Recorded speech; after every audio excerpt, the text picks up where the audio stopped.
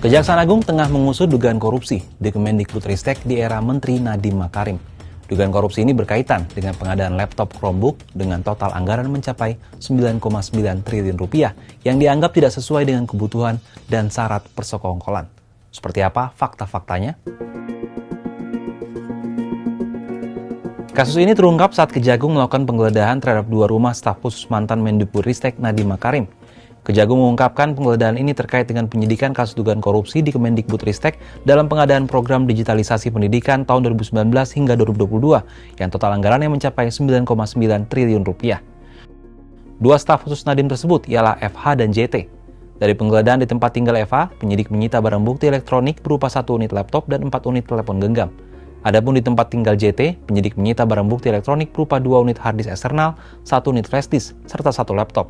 Selain itu, penyidik juga menyita 15 buku agenda.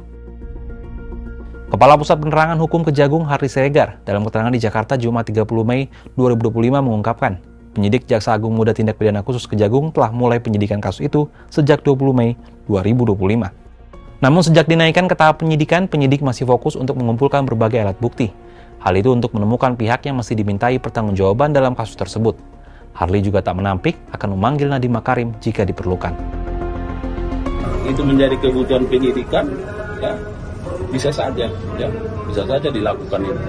Saksi yang sudah dipanggil dan diperiksa, termasuk pemeriksaan pada hari ini berjumlah 28 orang.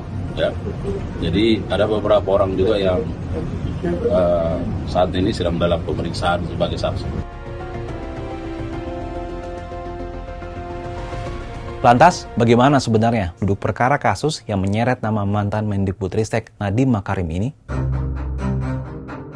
Pada 2020, Kemendikbudristek berencana melakukan pengadaan bantuan peralatan teknologi informasi dan komunikasi atau TIK bagi satuan pendidikan tingkat dasar, menengah, dan atas untuk pelaksanaan asesmen kompetensi minimal atau AKM. Berdasarkan pengalaman uji coba pengadaan 1.000 unit Chromebook oleh Pustekom Kemendikbudristek pada 2018 hingga 2019, ditemukan berbagai kendala. Antara lain, laptop itu tak bisa digunakan jika tak ada jaringan internet. Sementara kondisi jaringan internet di Indonesia belum merata. Saat itu disimpulkan bahwa penggunaan Chromebook sebagai sarana untuk pelaksanaan AKM tidak efektif. Namun, alih-alih menaati, Kemendikbudristek saat itu mengganti kajian pertama tersebut dengan kajian baru dengan menggunakan spesifikasi sistem operasi Chrome atau Chromebook. Pada tahun anggaran 2020 hingga 2022, Kemendikbudristek menganggarkan 3,5 triliun dan dana alokasi khusus atau DAK sebesar 6,3 triliun rupiah, sehingga totalnya hampir mencapai 10 triliun rupiah. Hingga saat ini penyidik masih mendalami rinciannya, termasuk terkait adanya program penyediaan internet bagi siswa pada saat pandemi COVID-19 yang terjadi pada 2020 hingga 2022. Terkait kasus ini, peneliti ICW Dewi Anggraini menyebut ICW telah melakukan kajian dan diskusi publik pada Agustus 2021 mengenai program pengadaan laptop Chromebook di Kemendikbudristek dan merekomendasikan untuk program pengadaan laptop ini ditinjau ulang. ICW beralasan pengadaan perangkat teknologi informasi dan komunikasi untuk digitalisasi pendidikan dinilai belum sesuai dengan kondisi wilayah Indonesia yang akses internetnya belum merata. Sementara itu, sistem operasi Chrome sangat bergantung pada internet. Alasan berikutnya, dorongan penggunaan produk dalam negeri pada saat itu terkesan dipaksakan. Sementara penyedia domestik yang memenuhi kriteria Kemendikbudristek dalam program tersebut hanya ada 6 penyedia. Dari beberapa indikasi tersebut, ICW melihat potensi adanya korupsi dalam program itu.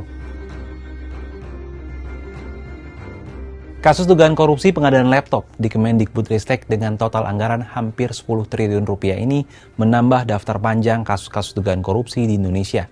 Jika terbukti benar, selain potensi kerugian finansial negara, kasus ini juga berdampak negatif pada kualitas pendidikan akibat pengadaan perangkat yang mungkin tidak sesuai kebutuhan dan tidak efektif. Pertanyaannya, akankah Kejaksaan Agung mampu menyelesaikan kasus ini tanpa pandang bulu? Gimana menurut sahabat Kompas?